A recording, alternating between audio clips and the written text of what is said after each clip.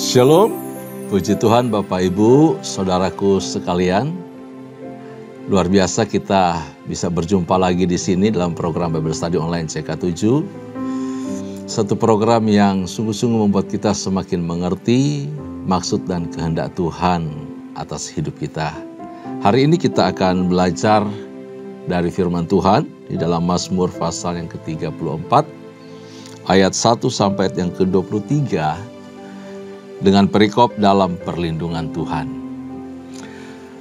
Bagaimana Daud ketika dalam pelariannya karena diburu oleh Saul dan ia tidak menemukan tempat yang aman di negeri milik pusaka Tuhan yang Tuhan berikan kepada Israel. Akhirnya dalam keputusasaan, dalam ketakutan yang amat sangat, Daud itu melarikan diri ke Gat, yaitu daerah Filistin. Nah, dia berpura-pura tidak waras dari apa yang sedang diceritakan di sini. Ia berpura-pura gila di depan Raja Akis, sang Abimelek. Jadi Abimelek itu adalah gelar raja orang Filistin. Nama rajanya adalah Akis. Bagaimana selanjutnya dan apa isi dari Mazmur pasal 34 ini, apa makna rohaninya akan kita pelajari lebih lanjut. Karena itu mari angkat hati kita di hadapan Tuhan, kita masuk hadirat Allah, memuji menyembah Tuhan Allah yang hidup, Allah yang perkasa, Allah yang terus melindungi kita.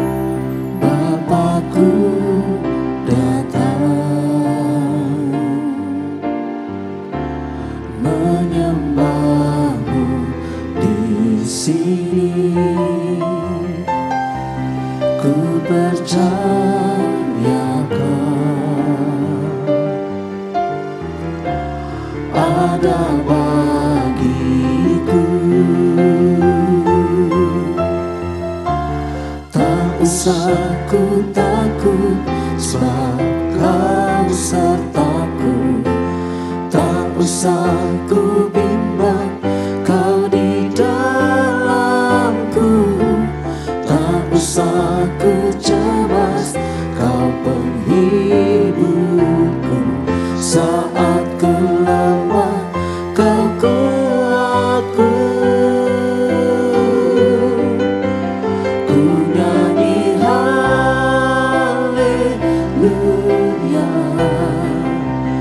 ku nyanyi haleluya. Sungguh Kau hebat, ajaib perkasa perbuatanmu.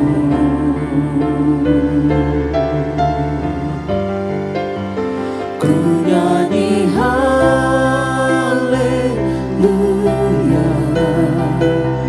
ku nyanyi haleluya. Sungguh Kau hebat, ajaib perkasa perbuatanmu.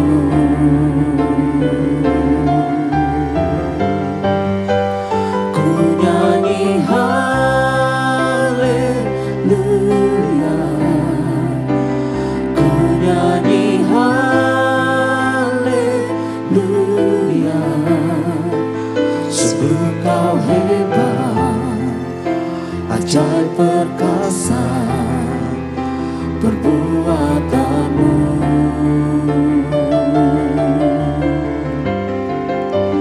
Ku nyanyi haleluya, ku nyanyi haleluya. Sungguh Kau hebat, ajaib perkasa perbuatanmu. Di hidupku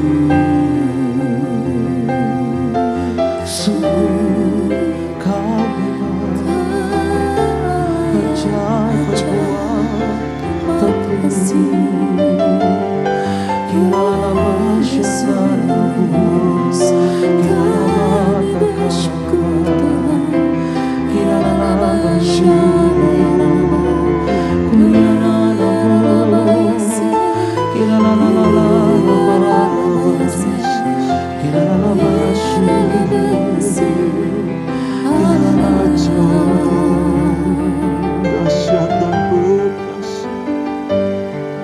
Mulutku penuh dengan pujian kepadamu, ya Yesus Tuhan.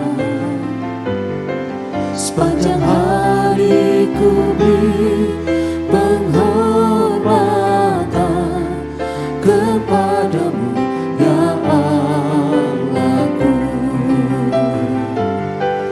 Mulutku penuh dengan pujian kepadamu, ya Yesus Tuhan.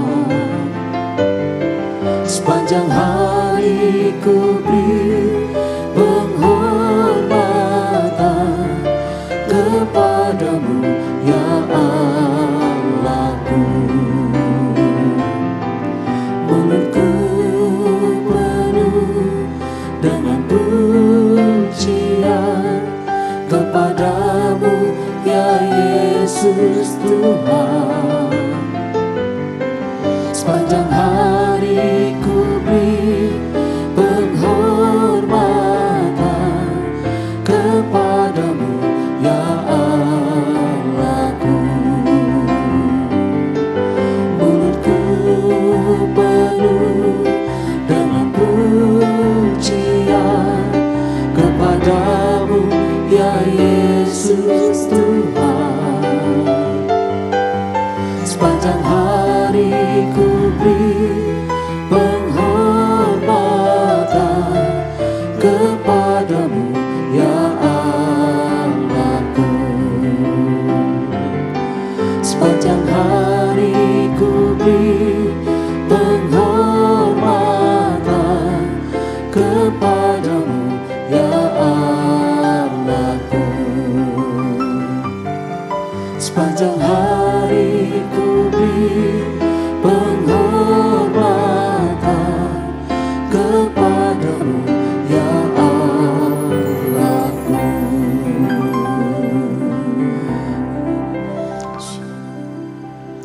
Segala hormat, syukur, pujian, keagungan hanya bagi Tuhan. Biar itu terus keluar dari hati kami, keluar dari mulut kami. Engkau Allah satu-satunya yang layak untuk disembah dan dipuja siang malam dalam seluruh waktu hidup kami. Terima kasih ya Tuhan, terpuji namamu, berkati kami semua, berkati umatmu ketika kami merenungkan, membaca, mempelajari firman ini. Berbicara kepada kami, nasihati kami, tegur kami, beri kami hikmat dan pengertian. Bahkan kata-kata baru keluar dari mulut hamba-Mu. Semua arti makna datang dari hikmat Allah saja. Untuk kami hidup di dalamnya dan memampukan kami melakukan firman ini siang dan malam. Terpuji namamu, dalam nama Yesus Kristus Tuhan, kami mengucap syukur, kami siap membaca dan merenungkan firman-Mu. Haleluya. Amin. Amin. Puji Tuhan. Bapak Ibu kekasih dalam Tuhan, pasal yang ke-34 dari Mazmur dengan perikop dalam perlindungan Tuhan ini, di ayat 1 dikatakan demikian. Dari Daud, pada waktu ia pura-pura tidak waras pikirannya di depan Abimelek, sehingga ia diusir lalu pergi. Nah, Daud itu mengajak dan kemudian menggugah dirinya sendiri untuk memuji Allah, untuk menyembah Tuhan. Sekalipun ia telah berbuat salah dengan mengubah perilaku berpura-pura gila ketika dia dikejar-kejar oleh Saul. Bapak Ibu dalam Tuhan, ada satu tempat, satu daerah namanya Nob. Daerah itu adalah tempat atau kota para imam. Para imam sedang melayani, bekerja di kemah Tuhan ya. Nah, suatu ketika Daud mampir dalam kondisi lapar, haus oleh karena dikejar-kejar oleh Saul bersama pasukannya. Tapi kemudian Daud berpura-pura atau membohongi imam di situ bahwa ia sedang dalam satu misi rahasia yang diutus oleh Saul. Tolong kasih saya roti, kasih saya minum. Lalu dia tanya pedang Goliat juga atau perlengkapan-perlengkapan perang. Oh ada, yang ada di sini pedangnya Goliat. Setelah dikasih roti, minum, roti di meja sajian. Dan kemudian dikasih senjata pedangnya Goliat. Lalu Daud pergi. Ternyata ada yang melihat bahwa Daud mampir di daerahnya para imam itu. Lalu kemudian datang Saul bersama pasukannya. Jadi si Doeg memberitahukan kepada Saul bahwa Daud mampir di situ dan dikasih makan. Wah, marah si Saul. Datanglah ke daerah itu, lalu kemudian disuruh untuk bantai semua para imam. Mendengar kekejaman Saul, bahwa para imam telah dibantai, cuma satu yang luput dari para imam itu. Keluarga imam semua dibantai habis. Akhirnya Daud merasa, wah kemanapun saya pergi, kemanapun saya mampir, siapapun menolong saya, akan berakibat buruk kepada orang tersebut, kepada desa tempat saya singgah.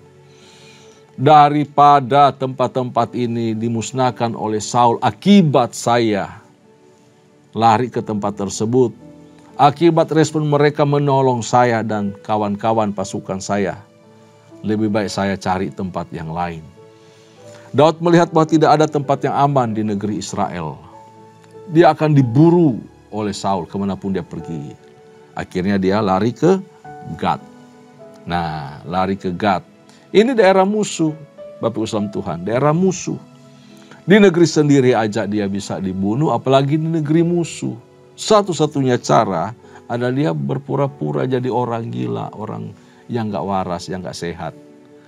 Dibiarkan ludah netes dari mulutnya ke janggutnya ke bawah. Betul-betul seperti orang gila dan kondisi compang-camping. Lalu orang-orang mengenali Daud. Bukankah ini pahlawan Israel, si Daud, di mana orang berteriak menyanyikan, Saul membunuh beribu-ribu tapi Daud berlaksa-laksa. Bukankah dia, si Daud itu? Kok jadi seperti ini ya? Lalu kemudian dibawalah Daud menghadap Raja Akis ini, si Abimelek. Lalu kemudian Abimelek kaget. Ini gimana? Apa kurang orang gila di negeriku? Sampai kalian bawa orang gila ke rumahku sendiri. Lalu Daud diusir. Makna rohaninya apa dari tindakan tersebut? Wah, si Daud rupanya tidak percaya cara Allah memelihara, menjaga, meluputkan dia dari bahaya. Sampai dia lari ke negeri orang. Meminta pertolongan. Ya, merasa aman di negeri musuh. Apakah di Israel tidak ada tempat perlindungan? Lalu kemudian Daud, akibat kebohongan yang dia buat itu, banyak orang menderita dan susah. Dia serba salah, dia bingung. Namun perhatikan, dalam kondisi seperti itu pun bukan berarti Tuhan setuju dengan cara Daud. Tuhan tidak setuju adalah keraguan-raguannya akan Tuhan, cara Tuhan menolong dia. Apapun terjadi dengan Daud, kesalahan yang dia buat, bukan Tuhan kompromi terhadap dia. Tapi Tuhan punya kemurahan hati yang terlalu besar kepada Daud. Daud kemudian merasakan kasih setia Allah yang telah menghindarkan dia dari mara bahaya. Dia tidak dibunuh di negeri orang sekalipun. Di tengah-tengah musuh yang mengepung dia. Wow. Di tengah kondisi masyarakat yang menjadi musuh bebuyutan. Kalau di medan perang akan dia kalahkan, akan dia bunuh juga mereka itu semua. Namun kita perhatikan bahkan saking besarnya kasih setia Tuhan itu. Sehingga Allah tidak menghukum Daud sesuai dengan apa yang pantas untuk dia terima atas tipu muslihatnya itu. Hal yang baik dari Daud adalah meskipun dalam ketakutan, dalam keputusasaan, Daud tetap arahkan hati dan pandangannya kepada Tuhan. Mulutnya memuji-muji Tuhan. Itu luar biasanya, itu hatinya sama Tuhan itu selalu rindu memuji menyembah Tuhan. Sekalipun kadang tindakannya suka salah, suka keliru. Tetapi ia belajar untuk fokus kepada Allah. Yang kemudian Allah memberikan pertolongan kepada Allah yang sanggup menyertai dan meluputkan dia. Nah, Daud melihat bahwa cara dari Akis ini mengusir dia keluar dari Filistin, itu adalah cara Allah meluputkan dia dari bahaya maut, dari celaka, dari kebinasaan, dari kematian. Melepaskan dia dari ancaman bahaya maut. Pengalaman hidupnya mengajarkan bahwa ketika ia mencari Allah dan berharap menaruh penuh sungguh kepada Tuhan saja, Tuhan selalu menolong dia. Pengalaman itu yang mendorong dia. Pada akhirnya selepas dari situasi itu, dia terus memuji, menyembah Tuhan, mengagungkan Tuhan. Betapa hebat Tuhan itu. Betapa luar biasanya bahkan di tengah kesalahanku, pelanggaranku. Ia tidak membiarkan aku menerima atau menanggung akibat yang pantas dari kesalahan itu. Wow. Bapak Ibu saudara Tuhan, begitu juga dengan kita ketika kita sungguh-sungguh mencari Tuhan. Ia akan pulihkan kita. Ketika kita sungguh-sungguh cari Tuhan, datang kepada Tuhan, berseru memanggil Tuhan di dalam doa, dalam ratap tangis kita, ketika kesesakan menghimpit kita, penderitaan, kesukaran, masalah yang begitu berat ada di atas pundak kita, bahkan membebani hati kita. Ingat, Tuhan selalu menyendengkan telinganya terhadap kita. Dia mau dengar doa kita, Dia mau dengar seru sembahyang kita. Dia buka tangannya, hendak mengulurkannya kepada kita dan menolong kita, mengangkat kita. Perbuatan kasih-Nya itu membuat hati kita gembira tentu saja. Perbuatan kasih-Nya membuat kita bersuka cita. Wajah kita berseri-seri, penuh kegirangan. Dan rasa syukur akan keluar dari mulut kita karena perbuatannya yang ajaib itu. Mari kita baca bagian pertama dari Mazmur pasal yang ke-34 ini. Bagian pertama itu ada di ayat yang pertama sampai ayat yang ke-6. Kemudian kita akan lanjutkan lagi di bagian kedua, yaitu ayat yang ke-7 sampai ayat yang ke-11. Demikian sampai di bagian ketiga dan bagian yang keempat. Aku hendak memuji Tuhan pada segala waktu, puji-pujian kepadanya tetap di dalam mulutku. Karena Tuhan jiwaku bermegah, biarlah orang-orang yang rendah hati mendengarnya dan bersuka cita.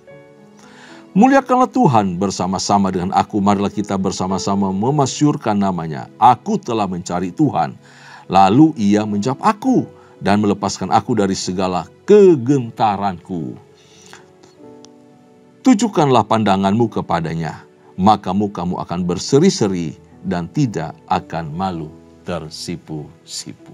Kalau kita datang kepada Tuhan dengan penuh kesungguhan hati, kita mencari Tuhan dengan tulus, maka Ia akan menjawab kita, Ia mendengar doa kita, dan membuat wajah kita yang muram menjadi tersenyum, bersukacita, bergembira, karena Dia Allah yang baik. Lalu bagian kedua di ayat yang ke-7 sampai ayat yang ke-11. Saya akan pandu kita sekali lagi untuk membaca bagian ini. Orang yang tertindas ini berseru dan Tuhan mendengar. Ia menyelamatkan dia dari segala kesesakannya. Malaikat Tuhan berkemah di sekeliling orang-orang yang takut akan dia lalu meluputkan mereka. Malaikat Tuhan berkemah di sekeliling orang-orang yang takut akan dia, lalu meluputkan mereka. Kecaplah dan lihatlah betapa baiknya Tuhan itu. Berbahagialah orang yang berlindung padanya. Takutlah akan Tuhan, hai orang-orang yang kudus. Sebab tidak berkekurangan orang yang takut akan Dia. Singa-singa muda merana kelaparan, tetapi orang-orang yang mencari Tuhan tidak kekurangan sesuatu pun yang baik. Ini tentu saja karena kitab Mazmur bentuknya syair seperti ini, setiap orang membaca bisa dengan nada, dengan lagu, dengan pujian. Ya, liriknya bisa dibikin nada yang indah dan manis. Banyak lagu-lagu dari ayat-ayat yang kita baca diciptakan oleh orang ya dengan nada-nada indah. Nah, respon Raja Akhis ketika melihat Daud yang datang seperti orang gila lalu kemudian diusirnya itu menjadi suatu berkat buat Daud. Wah, nyawanya aman, dia tidak dibunuh. Akhis menganggap tidak mengenal Daud. Berarti Allah itu mendengar dan memperhatikan perkaranya Daud. Doa-doanya didengar oleh Tuhan dan Tuhan menyelamatkan dia dari semua kesesakan yang menghimpit dirinya. Itu dikatakan di ayat yang ke-7. Lalu Daud merasakan kehadiran malaikat Tuhan, Tuhan sendiri yang kemudian datang melayani, melindungi, meluputkan dia dari semua mara bahaya di depannya. Kemudian dia mengajak, ayo mari bergabung dengan saya, kita nyanyi. Kita merenungkan segala yang baik, merenungkan segala yang indah tentang Allah yang begitu luar biasa. Tidak hanya kepadaku tapi juga kepada umat. Tidak hanya kepadaku tapi juga bagi kamu semua. Dikatakan di sini, kecaplah dan lihatlah betapa baiknya Tuhan itu. Tuhan baik. Sebab Ia membuat semua orang yang percaya kepadanya benar-benar diberkati, benar-benar dilindungi, benar-benar disertai, benar-benar menikmati anugerah Tuhan. Kebaikan Tuhan itu sangat-sangat nyata, bisa dikecap, bisa dirasa, bisa dilihat, disaksikan, dialami langsung. Itu kebaikan Tuhan. Kita semua, saya dan saudara, pasti mengalami hal yang sama. Bukan sesuatu yang abstrak, tetapi nyata di depan mata kita. Beberapa peristiwa yang mengerikan waktu lalu, Tuhan meluputkan kita dari maut dan dari bahaya. Tuhan tetap memelihara kita sampai saat ini. Bukankah itu sesuatu yang nyata kita alami semua? Amin. Oleh karena itu yakinlah sungguh-sungguh akan kebaikan Tuhan.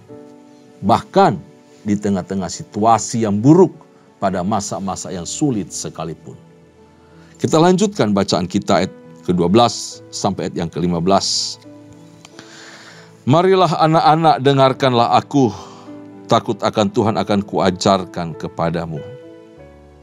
Siapakah orang yang menyukai hidup, yang mengingini umur panjang, untuk menikmati yang baik? Jagalah lidahmu terhadap yang jahat dan bibirmu terhadap ucapan-ucapan yang menipu. Jauhilah yang jahat dan lakukanlah yang baik. Carilah perdamaian dan berusahalah mendapatkannya. Nah, kemudian setelah menyaksikan, mengecap kebaikan Tuhan digambarkan di sini, kalau singa muda bisa merana kelaparan, tetapi orang-orang yang takut akan Tuhan tidak pernah dibiarkan kelaparan. Itu pemeliharaan luar biasa. Ya, pemeliharaan Tuhan yang luar biasa. Tetapi selanjutnya di ayat 12 sampai ke-15 ini, Raja Daud mengajak dan memberikan nasihat kepada kita bahwa untuk tetap bersikap waspada terhadap dosa. Orang-orang yang hidup di dalam kasih setia Tuhan, orang-orang hidup di dalam anugerah Tuhan, orang hidup dipelihara oleh Allah, untuk tetap waspada, tetap hati-hati terhadap dosa. Dan kita harus menyadari kewajiban kita, baik terhadap Allah maupun kepada sesama kita. Hubungan kita dengan Tuhan, hubungan kita dengan sesama harus dijaga. Jangan oleh karena sadar Tuhan pasti memelihara kita, Tuhan pasti menolong kita, Tuhan pasti memberkati kita, lalu kita lupa sumber berkat dan kemana berkat itu akan kita salurkan. Bagaimana hubungan kita dengan Tuhan dan juga dengan sesama. Itu penting sekali. Karena itu beberapa hal yang harus kita lakukan. Ya, beberapa hal yang seseorang harus lakukan jika ia mau hidup umur panjang. Ini luar biasa ayat ini ya. Jika kita mau umur panjang, jika kita menerima yang baik, menikmati yang baik dari hari-hari yang kita lalui, perhatikan beberapa hal berikut ini. Raja Daud menasehati. Ya, dikatakan begini. Yang pertama, hendaklah kamu jaga baik-baik lidah terhadap yang jahat. Jaga lidah, jaga mulut dari hal-hal yang jahat. Menghujat, memaki-maki, menceritakan jelek tentang orang lain, ngegosip, gibah, apapun itu. Memfitnah, jaga mulut. Memperkatakan yang buruk terhadap diri, mengutuk orang lain, tidak boleh. Memaki-maki, mengatakan yang jahat terhadap orang lain, jangan sama sekali. Hindari mulut ini yang dolak-dalik, apalagi mengeluarkan kata-kata kasar, hujat apapun bentuknya. Jaga lidah kita, jaga mulut kita. Jangan sampai itu kita makan sendiri pada akhirnya. Gak boleh. Jangan suka ngomelin orang lain yang tidak pantas, tidak baik. Ya. Jangan pakai mulut kita untuk maki-maki anak, maki-maki suami, maki-maki istri. Jangan mengatakan buruk, mengutuk kepada anak, kepada istri, kepada suami, kepada orang lain. Gak boleh. Ya. Banyak contohnya, tetapi kayaknya nggak pantas ya kita menyebutkannya. Nggak boleh. Perkatakan yang manis, yang baik, yang sedap didengar terhadap anak kita, terhadap istri kita, terhadap suami kita.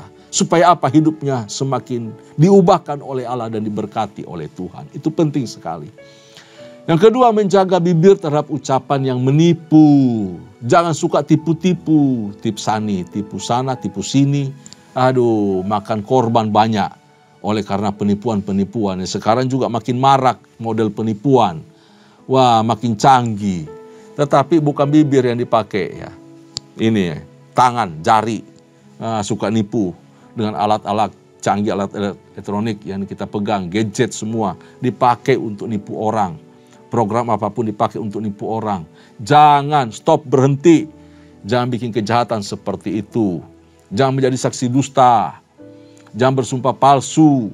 Itu perbuatan dari mana? Bibir, mulut semua. Yang ketiga, tidak melakukan apa yang jahat, tetapi melakukan apa yang baik. Tidak melakukan apa yang jahat. Dijauhkan itu dari hidup kita. Tetapi lakukanlah yang baik. Perhatikan orang susah. Perhatikan orang miskin. Lakukan perkara-perkara yang baik dan benar. Tolong orang. Kasihi orang. Bekerjalah yang baik. Itu hal yang baik. Kasihi keluarga. Cintai istri, cintai suami, cintai anak-anak dengan tulus, dengan kasih. Lakukan yang baik. Lakukan semua dengan baik. Cintai pekerjaan Tuhan. Layani dengan baik. Yang keempat, membawa damai. Hidup kita harus membawa damai. Carilah perdamaian dan berusahalah mendapatkannya. Orang yang selalu ingin hidup damai pasti menerima damai. Orang yang menabur kebaikan pasti menuai kebaikan dari apa yang kita tabur. Nah, orang-orang yang membawa damai, menyebarkan kedamaian, itu adalah orang-orang yang disebut sebagai anak-anak Allah. Benar, mereka adalah anak-anak Allah. Dalam Matius pasal yang kelima, Tuhan Yesus dalam khotbah di bukit berkata, berbahagialah mereka yang membawa damai. Sebab mereka disebut anak-anak Allah. Kalau saya anak Allah, Bapak Ibu anak Allah, kita semua anak Allah. Pasti kemanapun kita pergi kita membawa damai. Orang yang membawa damai disebut anak-anak Allah. Itu tanda yang luar biasa. Sehingga orang-orang di sekitar kita merasakan sentosa, tentram, nyaman, damai bersama dengan kita. Kehadiran kita membawa damai, dampak sukacita, kegirangan bagi banyak orang. Ketentraman. Orang tidak merasa terancam. Orang bisa tenang, bisa bersuka cita oleh karena kita. Sekali lagi, berbahagialah mereka yang membawa damai. Sebab mereka disebut anak-anak Allah. Amin. Nah, ayat bagian keempat, bagian terakhir yaitu ayat 16 sampai ayat yang ke-23. Demikian firman Tuhan. Mata Tuhan tertuju kepada orang-orang benar dan telinganya kepada teriak mereka minta tolong. Wajah Tuhan menentang orang-orang yang berbuat jahat untuk melenyapkan ingatan kepada mereka dari muka bumi. Apabila orang-orang benar itu berseru-seru, maka Tuhan mendengar dan melepaskan mereka dari segala kesesakannya. Tuhan itu dekat kepada orang-orang yang patah hati. Dan ia menyelamatkan orang-orang yang remuk jiwanya. Kemalangan orang benar banyak, tetapi Tuhan melepaskan dia dari semuanya itu.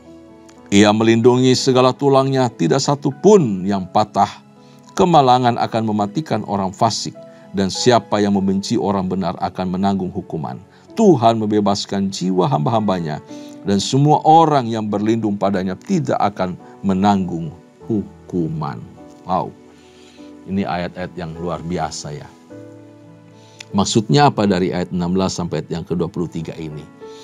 Bahwa untuk meneguhkan nasihat yang di atas tadi, dari ayat 12 sampai ayat 15, ya, Daud itu menunjukkan kebaikan Allah terhadap orang-orang benar. Kalau kita menjaga lidah, kita menjaga bibir kita terhadap ucapan menipu dari kata-kata yang jahat. Kalau kita tidak merancangkan kejahatan tetapi selalu merancangkan, merencanakan dan melakukan apa yang baik, apa yang benar. Kalau kita hidup sebagai seorang yang membawa damai, ketentraman, sentosa bagi banyak orang, maka kita disebut orang-orang yang benar.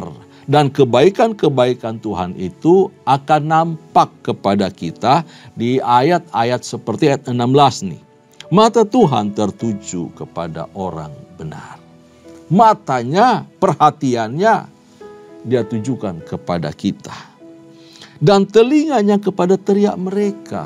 Bayangkan, mata Tuhan memperhatikan kita, telinganya dia sendengkan, diarahkan untuk mendengar setiap teriakan seru sembahyang kita.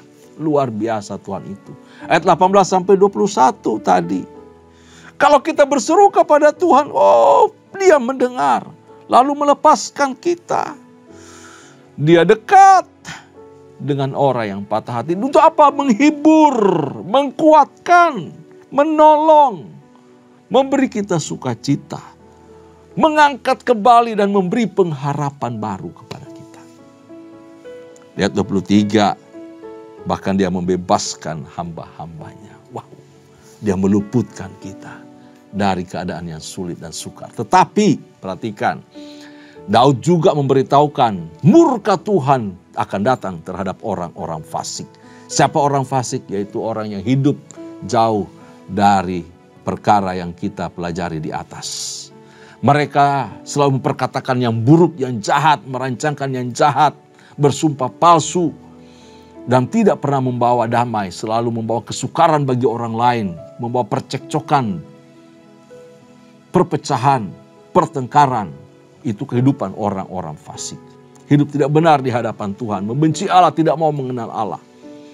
Di ayat yang ke-17 dan ayat yang ke-22 bahwa Allah menentang perbuatan jahat mereka dan ingin melenyapkan mereka. Bahkan semua ingatan terhadap mereka disingkirkan seolah mereka tidak ada di muka bumi. Artinya Allah tidak peduli dengan orang fasik. Seperti itu Bapak Ibu Saudara Tuhan. Wow. Di ayat yang ke-22 ya, dikatakan bahwa kemalangan akan mematikan orang fasik. Bikin binasa. Setiap kesesakan hidup menggiring mendorong mereka kepada kebinasaan. Tetapi kepada orang benar memang banyak. Kita sama-sama hidup dalam masalah yang banyak. Tapi Tuhan menolong kita, menyelamatkan kita. Artinya apa? Daud itu sedang memberikan pilihan kepada kita. Mau hidup seperti orang benar atau seperti orang fasik. Seperti orang benar, dia ditolong, diselamatkan. Daud mengalaminya. Hidup di dalam berkat atau kutuk, itu pilihan kita. Daud memberikan kesempatan untuk kita memilih. Allah memberikan kita peluang, kesempatan yang sama. Hidup benar atau hidup dalam kefasikan. Semua ada di tangan kita, dalam pilihan kita. Amin. Tuhan memberkati lewat Mazmur pasal 34 ini. Tundukkan kepala kita semua, kita berdoa. Bapa Surgawi, terima kasih kami telah belajar dari kebenaran firman-Mu. Hari ini arahkan hati kami, condongkan hati kami kepada Tuhan untuk tetap menjadi anak-anak Allah. Hidup dalam kebenaran. Jaga lidah mulut kami, jaga pikiran hati kami, jaga tangan kaki kami untuk melakukan apa yang benar di hadapan-Mu. Berkati umat-Mu, berkati kami semua. Terpuji-pujilah nama-Mu. Kami mengucap syukur. Tuhan ada di pihak kami, Tuhan beserta dengan kami sebagai orang-orang yang benar yang hidup di dalam kasih karunia-Mu. Terpuji nama-Mu ya Tuhan. Di dalam nama Yesus kami mengucap syukur. Kekasih-kekasih Tuhan, mari arahkan hatimu di hadapan Allah. Terimalah berkat anugerah yang melimpah dari Allah Bapa. Kasih sayang dalam Kristus Yesus Tuhan kita. Serta persekutuan yang manis dengan Allah Roh Kudus kiranya menyertai kita mulai hari ini sampai parusia. Tuhan datang pada kali yang kedua, bahkan sampai selama-lamanya. Setiap kita yang percaya, sama-sama katakan, amin. Tuhan Yesus memberkati kita semua. Shalom.